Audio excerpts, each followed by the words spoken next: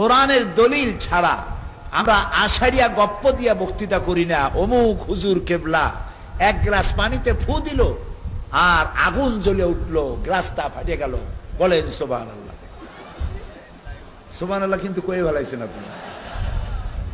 আমরা এগুলো করি না। মক্কা শরীফে কুত্তা, এইখান থেকে আমার হুজুর ফু দিলেন, ধমক দিলেন, কুত্তা দৌড় দিয়ে জেদ্দা চলে গেল, এইসব বাজে গপ্প আমরা করি না। বড় পীর সাহেব নদীর কিনারা দিয়ে যাচ্ছেন, দেখছেন এক বুড়ি কান্দে। তুমি কান্দো কেন? বুড়ি বলছে 20 বছর আগে এই নদী দিয়ে বরযাত্রী, আমার ছেলে নতুন বিয়ে করে যাচ্ছিল, তুফানের মধ্যে পড়ে আমার ছেলে আর নববধূ বরযাত্রী পানির মধ্যে ডুবে গেছে। আজ থেকে 20 বছর আগে আজকের সেই দিন, তাই আমি কাঁদতেছি। বড় পীর সাহেবের দিলের মধ্যে খুব দয়া হলো। আহারে, বুড়ি মানুষ কান্দে তার ছেলের জন্য, বোর জন্য। তিনি নদীর দিকে অঙ্গুলি নির্দেশ করলো। 20 বছরের মরে যাওয়া সেই বরযাত্রী আবার জীবিত হয়ে ফিরে এলো। এইসব বক্তৃতা আমরা করি না। আমরা বড় পীর সাহেবকে সম্মান করি, আমরা বড় পীর সাহেবকে মর্যাদা দেই। তিনি আওলাদে রাসূল, তিনি সাইয়্যিদ, তিনি ইমাম হাসান রাদিয়াল্লাহু তাআলা আনহুর অষ্টম পুরুষ, তিনি বিশাল আলেম, বড় আলেম, কুতুবে রব্বানি, মাহবুবে সুবহানি, শেখ মহিউদ্দিন আব্দুল কাদের জিলানী রাহমাতুল্লাহ আলাইহি। তাকে আমার মাথা দিয়ে সম্মান করি, কলিজা দিয়ে সম্মান করি, কিন্তু তার ব্যাপারে এইসব বাজে কথা আমরা বলি না। তার ব্যাপারে বলা হয় মায়ের পেটের ভেতর থেকে 18 পারা কোরআন শরীফ মুখস্থ করে এসেছেন, এবং তার মায়ের উপর এক ভিক্ষুক যখন আক্রমণ করতে এলো, তার সতীত্ব নষ্ট করতে এলো, তিনি তখন তার মায়ের পেট থেকে বাঘ হয়ে এসে সেই ফকিরের ঘাড় ভাঙ্গা খাইয়ে ফেলাইল। এইসব বাজে আশারিয়া গপ্প আমরা বলি। আমরা কথা বলি কোরআন থেকে, চেষ্টা করি সেই কথা বলি যেটা আমার আল্লাহ বলেছেন, সেই কথা বলি যেটা আমার রাসূল বলেছেন। তাই অনেকের ভালো লাগে না, তাই অনেকের ব্যবসায় ভাটা পড়ে, তাই অনেকের তদবিরে ভাটা পড়ে, তাই অনেকের হাদিয়ায় ভাটা পড়ে। সেই জন্য আমরা তাদের জাত খুব দুশ্মন। ভাই সব এটি হচ্ছে কোরআন। আল্লাহ তাআলা বলছেন, শোনো, প্রকৃতির জন্য আমি আইন তৈরি করেছি। কি সেটা?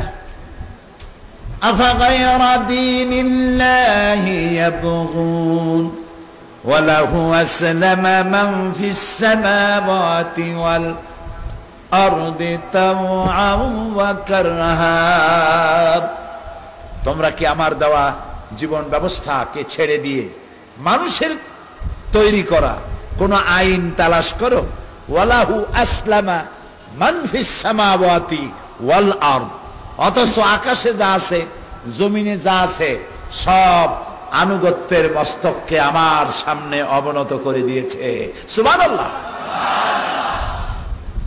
অত বড় বিশাল সূর্যটি কার আইন মানে? জোরে বলেন, আল্লাহর আইন মানে। এখন সূর্য কোথায়?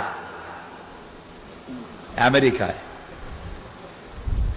আমেরিকায় চলে গেছে। বাংলাদেশে সূর্য এখন উঠতে পারবে না। রাতকে দিন অতিক্রম করবে না, দিনকে রাত অতিক্রম করবে না। নির্দেশ কার?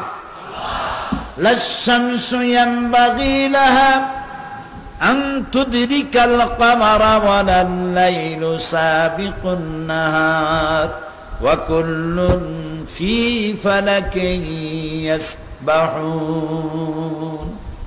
চন্দ্র সূর্যকে ধরতে পারবে না, সূর্য চন্দ্রের গায়ে আঘাত লাগবে না। দিন রাতকে অতিক্রম করবে না, রাত দিনকে অতিক্রম করবে না। সব ঘুরছে, কিন্তু কোনো অ্যাক্সিডেন্ট হবে না। সুবহানাল্লাহ কইতে ইচ্ছে করে না? আপনার এই রাজশাহীতে ট্রাফিক পুলিশ আছে? আছে। রাজশাহী ট্রেন স্টেশনে সিগন্যাল লাইট অথবা সিগন্যাল আছে? এত সিগন্যাল লাইট, এত ট্রাফিক পুলিশ থাকা সত্ত্বেও অ্যাক্সিডেন্ট হয় নাকি হয় না? হয় কি না? হয়। এবার আকাশের দিকে তাকিয়ে দেখুন তো, কোন ট্রাফিক পুলিশ আছে নাকি, কোন সিগন্যাল লাইট আছে নাকি? তারায় তারায় গুতাগুতি হয়েছে কোনোদিন? চাঁদে আর সূর্যে গুতা লাগছে কোনোদিন? এরকম খবর কি কোনোদিন প্রকাশিত হয়েছে যে চাঁদ উঠতে গেছে আর সূর্য ডুবতে গেছে? এরকম একটি অসতর্ক মুহূর্তে চাঁদের সাথে সূর্যের গুতা লাগিয়া চাঁদ খানিকটা ক্ষতিগ্রস্ত হয়েছে। চাঁদ এখন ওয়েস্ট জার্মানিতে রিপেয়ার হওয়ার জন্য গেছে। অন্তত 2 মাসের মধ্যে বাংলাদেশে চাঁদের আলো আর পাওয়া যাবে না, এমন সংবাদ কোন মিডিয়া প্রকাশ করেছে? করবে কোনোদিন? করবে না। কারণ আইন মানে কার? আইন মানতে বাধ্য। এই তো বুঝে ফেলেছেন, বাস, আইন মানতে বাধ্য। এই রাজশাহী, চাঁপাইনবাবগঞ্জ আমের এলাকা, লিচুর এলাকা। এক পাশে আম গাছ, তার পাশে কাঁঠাল গাছ, আবার তার পাশে তেঁতুল গাছ। একই মাটির রস খেয়ে বড় হতেছে, একই চন্দ্র সূর্যর আলো পেতেছে, একই বৃষ্টির পানি পাইতেছে। ফলের স্বাদ ভিন্ন রকম। আম গাছে তাল হলো না, বেল গাছে সুপারি হলো না, খেজুর গাছে কাঁঠাল হলো না। কার আইন মানলো? কোরআনে কারিমে রব্বুল আলামিন বলেন, ওয়ালান তাজিদা লিসুন্নাতিল্লাহি তাবদীলা। আমার আইনের ভিতরে, আমার প্রকৃতির আইনের ভিতরে কোনো পরিবর্তন তোমরা দেখতে পাবে না। বাঁশ গাছ আর আখ গাছ। আখ বলে না আখ, যা মাড়াই করে চিনি হয়। বাঁশ আর আখ পাশাপাশি। আখ চাবাইলে কেমন লাগে? মিষ্টি লাগে। বাঁশ চাবাই দেখেন তো, ঠোঁট আর দাঁত আর জিহ্বা শুদ্ধ শেষ, ঠিক কিনা? খেজুর গাছ মাথা কাটলে যে রস পাওয়া যায়, খেজুর গাছের গোড়া দিয়া খুঁজতে খুঁজতে 3 মাইল যদি নিচে ঢোকেন, ওই রকম মাথার মতো 1 ফোঁটা মিষ্টি রস পাওয়া যাবে কোথাও? সুপারি গাছ কাটলে কি ওই রকম রস আসবে? মানলো গাছ। এই যে পদ্মা নদী, ব্রহ্মপুত্র, শীতলক্ষা, বুড়িগঙ্গা আর যত নদী আমার দেশে আছে, এই নদীর পানিগুলো, মিষ্টি পানিগুলো ভাটির টানে বঙ্গোপসাগরে চলে যায়। আবার বঙ্গোপসাগরের লবণ পানিগুলি মিষ্টি নদী এলাকায় চলে আসে। এ পানিগুলি মাঝখানে যাতায়াতে মিষ্টি পানি নোনা এলাকা অতিক্রম করতে পারে না, নোনা পানি মিষ্টি এলাকা অতিক্রম করতে পারে না। হুকুম মানে কার? মারাজাল বাহরাইনি ইয়ালতাকিয়ান বাইনাহুমা বারযাখুন লা ইয়াবগিয়ান। সমান্তরালে নদী সমুদ্র প্রবাহিত হচ্ছে, কোন পার্টিশন নাই, হিজাব নাই, পর্দা নাই, অথচ তার আল্লাহর নির্ধারিত এরিয়া, বর্ডার ক্রস করার ক্ষমতা কারো নাই। সেই আল্লাহর একটু জিকির করেন, সুবহানাল্লাহ, আলহামদুলিল্লাহ, লা ইলাহা, আরো জোরে,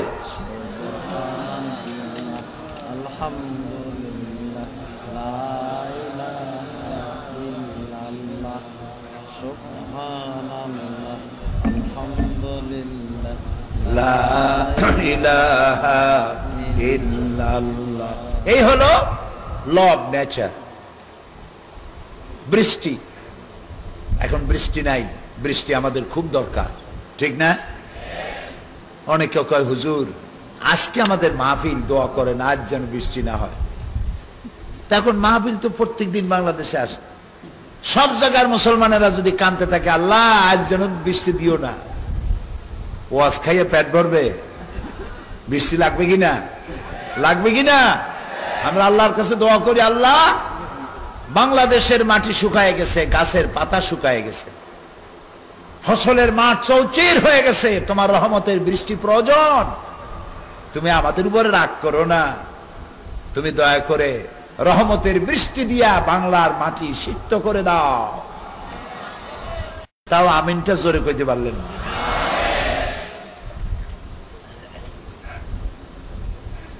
কিয়ামত পর্যন্ত মানুষ অনশন ধর্মঘট করে আল্লাহর এক ফোঁটা বৃষ্টি নামাইতে পারবে না। পারবে? বৃষ্টি দেওয়ার মালিক কে? আল্লাহ তাআলা।